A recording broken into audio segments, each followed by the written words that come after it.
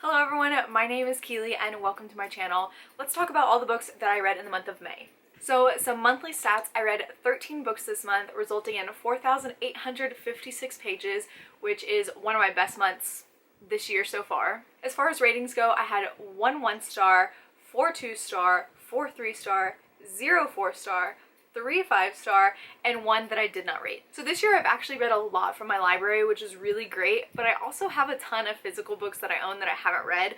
So in the past few months I've been trying to read more of my physical books, which has not been working very well. So I've been keeping track of those stats as well. So I read 5 physical books and 8 ebooks. And 6 of the books that I read I do own, and 7 of them I got from the library. I also had 1 NetGalley book this month. I've been trying to read my NetGalley because I have so many, and I also had 2 rereads. I read 8 standalones, and I read 5 books that are a part of series. And then finally, I read 1 nonfiction book and 12 fiction. I mostly read fiction, so that's not surprising. So I'm going to start with 2 of my DNFs from this month. I don't DNF very often, and I also don't count it towards my Goodreads goal, but I wanted to talk about the books that I did DNF. So the first book I DNF'd was Someone Like You by Sarah Dessen. I DNF'd this on page 35.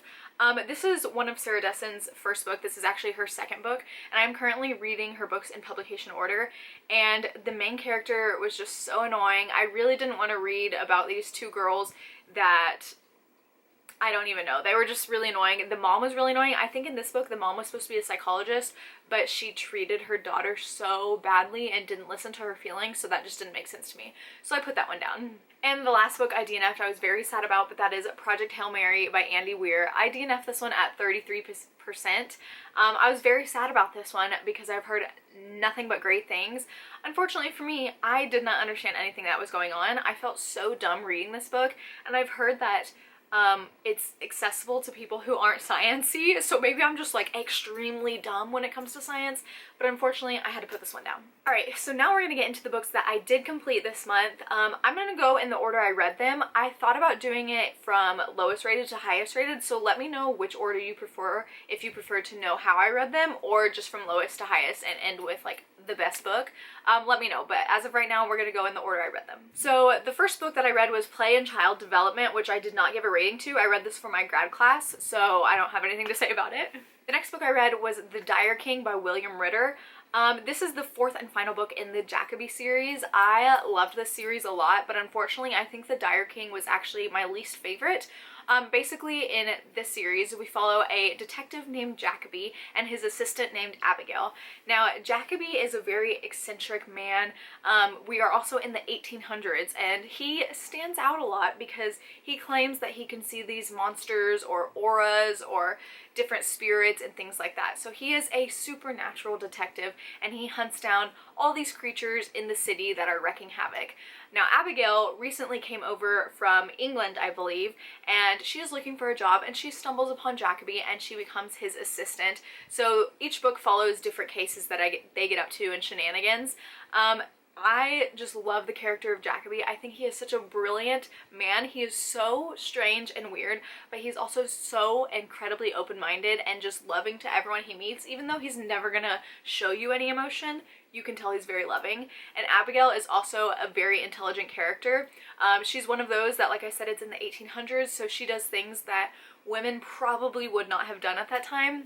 So if you're a fan of like Sherlock Holmes meets Stalking Jack the Ripper, I think that you would love this. Also meets Supernatural because it has like all those things in it. Unfortunately, The Dire King, it included fae in the series in this book, and if you know me, fae are not my thing. I really despise the fae. So anytime they're mentioned, it hinders my enjoyment, and this one we dealt a lot with the fairies and the fae, and I just wasn't a fan of that. Also, a lot of the action sequences happened so fast that I like could not follow along. So I gave this book 2 stars, but overall I did enjoy the series and I do recommend it. The next book I read was my first 5-star book of the month, and that is No Exit by Taylor Adams. Now if you haven't heard, this is an incredibly fast-paced, intense thriller. So we follow this girl who is driving through different states because her mom has been hospitalized, and she and her mom don't have a very good relationship, so she is going to try and see her mom and make amends. But unfortunately there is a major snowstorm, and so she gets stranded at a rest stop with several other strangers during the snowstorm. As she's out in the parking lot trying to get cell service, she discovers that there is a child in the back of the van, and so now she has to figure out which stranger she's trapped with is a kidnapper. So yeah, that synopsis sounds very intense, and it was very intense. This thriller has so many twists and turns and a lot of unbelievable things, but for me, I don't care if things are unbelievable. I believe that anything can happen in the world. You never know what's going to happen, and this thriller is a lot like that. You never know what's going to happen. I'm not going to speak too much about everything because you need to go into it just like chilling, vibing, having a good time, and then bam, things will hit you out of nowhere. The main character, I loved her. I thought she was really great to follow and see her character development. So yes, once again, 5 out of 5 stars for No Exit. The next book I read was Mirror in the Sky by Aditi Khorana. Now, this was actually my least favorite book of the month. So I had different expectations going into this book. Basically, this book follows a group of teenagers, and they live on Earth. And one day, news breaks out that we have discovered another planet, and this planet is a mirror of our own. So if there's a Keeley on this Earth, then on that planet there's also another Keeley doing her own thing. And so it brings up a lot of questions, like, if I made this choice, what would the outcome be in my life? And how close are we to our mirror people? Things like that. I was hoping for more sci-fi aspects and getting to know this mirror planet, and we really didn't. Throughout the story, I often forgot that there was even another planet because they barely mentioned it. It basically just followed a teenage girl trying to figure out her life and who she was, and I did not like her. I thought she was such a pushover. She fell into peer pressure so quickly. Like, they would be at a party, and she had never partied before in her life, and they would offer her a drink, and she goes, "Oh no, I don't drink." And they'd be like, "No, try it." And she'd be like, "Oh, okay, no problem." Like, if you don't want to drink, you don't have to, just because these girls are telling you to. It was just annoying. I did not want to read about teenagers falling into peer pressure. This group of people are very different than who I am and who I was in high school, so I just did not care, and I gave this one 1 star. Now, following that up, I read quite possibly my favorite book of the year, and it is now on my all-time favorites list, and I never saw it coming, and honestly, if I think too hard about it, I still don't understand why it's on my favorites list, but that is The Electric Kingdom by David Arnold. So this book is a post-apocalyptic book. So in this world, a fly flu has taken over, and flies have become very dangerous and carnivores, and they attack people and just eat them, and they can have the strength to carry them off and take them places, and they can smell blood from miles away, like that type of scariness. They're basically like sharks with wings. So in this book, it is set like 20 years after the plague has already happened, which I think is interesting because a lot of apocalypse stories, you see the beginning of the apocalypse, but this is set like when people, that's all they know. Like these teenagers, these kids that we follow, this is all they know. They don't know a normal world. They don't know a world where flies are harmless. This is all they know, and I think that's really fascinating and incredible. This is also a multiple point of view story, and I loved every point of view in here so much. I thought everyone was incredibly unique, and I never got bored. There was never one person's point of view where I was like, okay, I just want to get through this so I can get to the next person. No, I loved everybody. Basically, in the story, like I said, there's a fly flu, they're in an apocalypse, and they're just trying to survive. This is a survival story, and even though this has been happening for 20 years, they're still just trying to figure things out, and I just absolutely loved it. Like I said, I loved all the characters. I love apocalypse stories, and I think the fly flu was handled really well, and it was also kind of scary at times. There were definitely glimpses of horror in this book, so it's kind of like a sci-fi dystopian with twinges of horror in here. It's not like scary, it's just there is on page like scenes of flies carrying people off and like devouring things. But yes, I gave it 5 out of 5 stars. Absolutely loved it. One of my favorites, and I have seen absolutely no one talk about it. So good. I already want to reread it. The next book I read was Tinder is the Flesh, and this one I read from my library, and this is a translated work, which I don't read a lot of translated works that I know of. I definitely should, but I do think that the translation hindered my enjoyment a little bit, but we'll get into that in a little bit. Basically, this is a dystopian novel where animal meat has gone bad. It makes people die. Basically, there's this disease, and so they have turned to eating and consuming humans. And so just like you have processing plants nowadays for animals, In this book, you have processing plants for humans, and it is vile, it is disgusting, it is repulsive, it is incredibly descriptive, but that's not the reason why I didn't really enjoy it. Like I said, the writing style was not my favorite, and it might just be because of the translation. That might be my bad and not the author's bad. It just felt very choppy to me, and every time a character was introduced, there were no pronouns after that. It was just that character's name over and over and over and over again, and so it got kind of annoying. And I got to the point when I was reading this book that I just couldn't wait to be done with it, which sounds really bad, but it is a very short book, and so the fact that I was feeling that was not a good sign. I ended up giving this one 2 out of 5 stars, but if you're looking for disgusting, repulsive horror, this is definitely a good book for you. The next book I picked up was a reread for me, and that is Unsold by Neal Shusterman. This is book 3 in the Unwind Dystology. I read this when I was first in high school, but I am currently rereading it so I can read the short story collection that I never got to. Basically, in this world, there is a thing called unwinding, and unwinding is an order a parents can give to a child, basically, or give to the government, where they sign away their children and they can have them unwound, which is kind of like taking apart every single piece of body part and harvesting it and giving it to other people. It's kind of like abortion if you were already a teenager and alive and have already lived for like 15 plus years. Yeah, it's a dystopian. I love dystopian so much, and I loved the series when I first read it, and so I was worried that it wouldn't hold up, and it definitely does. However, book 3 is my least favorite in the series. I gave this one 3 out of 5 stars just because I felt it was a lot slower and there was a lot more traveling to get to a certain destination. This is the 3rd book. Once again, there are 4 books, and so this is kind of just building up to that 4th book, and that's why I gave it 3 stars. I still love it. I love all the characters, and I can't wait to finally conclude this and read the short stories and just get more in this world. I think Neal Shusterman is a talented author, and I can't wait to read more of his books. The next book I read was Come Tumbling Down by Seanan McGuire. This is book 5, I think, in the Wayward Children series. This was probably my least favorite book in the series, actually, which is disappointing. But in this one, we see Jack and Jill again, and Jack and Jill are actually some of my least favorite characters in the series. Their other book, which was book 2 in the series, is also one of my least favorites. So I wasn't surprised that I didn't enjoy this one as much.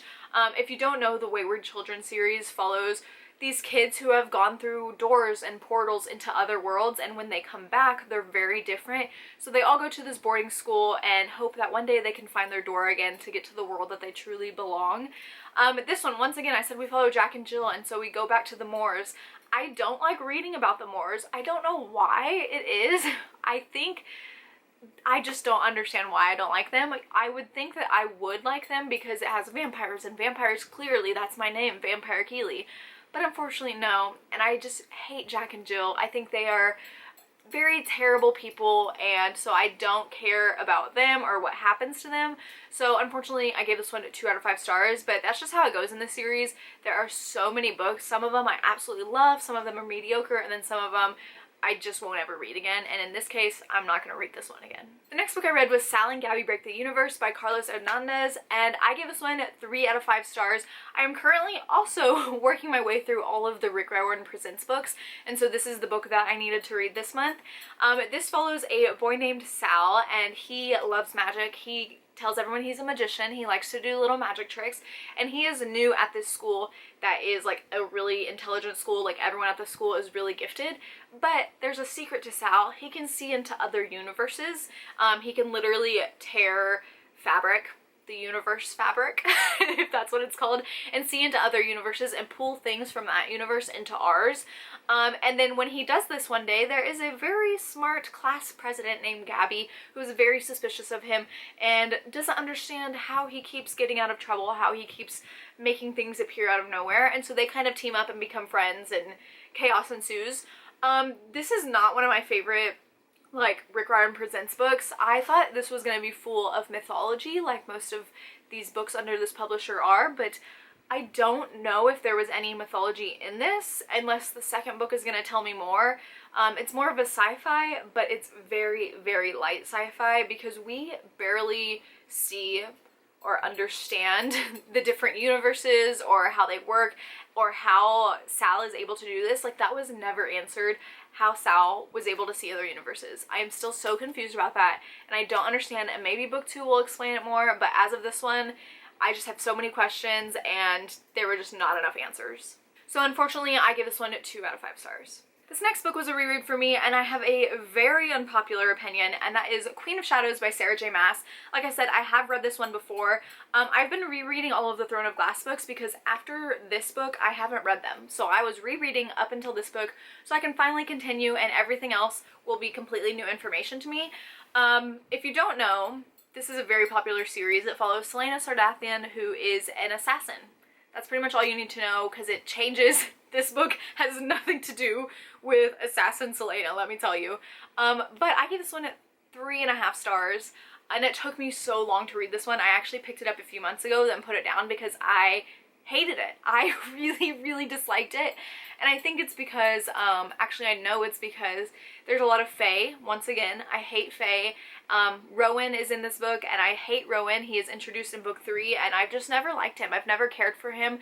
I've never cared for the relationship he's in. I think it's actually pretty gross.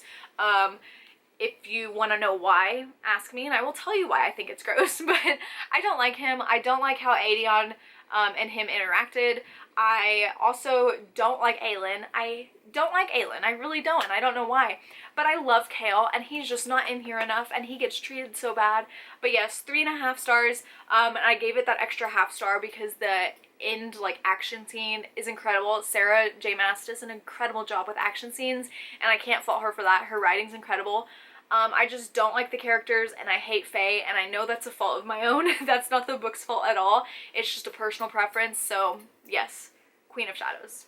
The next book I read was A History of Wild Places by Shay Earnshaw. Now, this is kind of a thriller mystery book. So how do I explain this? So initially we follow this man, and he can see past memories if he touches an object. And so he goes hunting for missing people, and there's this girl, this famous author that has been missing for 5 years, and so he goes looking for her. And then that's just the first part, and then the rest of the book is this community called Pastoral, and it's kind of like a commune in the woods, and it's very sketchy. There's a mysterious illness in the trees, so they can't go behind or like past the border, because if you do, the illness in the trees could kill you. It's called the pox, and so that's all we know. We don't know what the pox is, why it happened, where it came from, or any of that. This book is very slow. I will tell you, it is very intriguing. Each chapter is intriguing, so it makes you want to keep reading, but it also, like, I felt like, come on, now speed it up, hurry it up a little bit. Where are we going with this? It's very slow. I still did enjoy it. Like I said, each chapter is very short, so you do read pretty quickly, even though the pacing is just very slow. And the whole time I had these questions, and I was wondering, are they going to get answered, or am I just going to be left with all these questions and be unsatisfied? Ultimately, all of my questions did get answered. I'm not sure how I feel about the ending though, but I did give it 3 out of 5 stars, which is a pretty good rating. I just need you to know it's very slow if you go into it. Definitely not my favorite, and I don't know if I'm going to remember it forever, but yes, History of Wild Places. The next book I read was Sundial by Katrina Ward. This one I was very highly anticipating. This is another one I'm not sure how to quite describe. So we follow Rob, who is a mother of 2 daughters, and she is married to a man named Irving. And Irving is absolutely repulsive, manipulative, abusive. He gaslights a lot. He's a terrible human being, and I cannot stand him. And her 2 daughters are Callie, and I believe the other one is Annie. Now, Callie is a very strange child, and she... I don't know how to describe this. She has another friend called Pale Callie, and it's almost like she can kind of see ghosts. We're not really sure what is going on, but she can kind of see ghosts, but she also creates art projects, shall we say, with animal bones.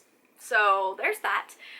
So because of how creepy and weird Callie is, Rob decides to take her to Sundial, which is where Rob grew up. And Sundial's in the middle of nowhere, and it's also a weird, creepy place. And so I guess that's all I'm going to say about it. It's a very weird synopsis. The book is also very weird. There are a lot of moments in here where I had no idea where this was going. There were so many open like plots that I was very confused how everything worked together and how everything aligned. Like I said, Irving is a terrible character. Rob is not a great character. And her children are chaotic, and everyone's just in a really bad situation, and they're all kind of terrible. So I did not care for the characters.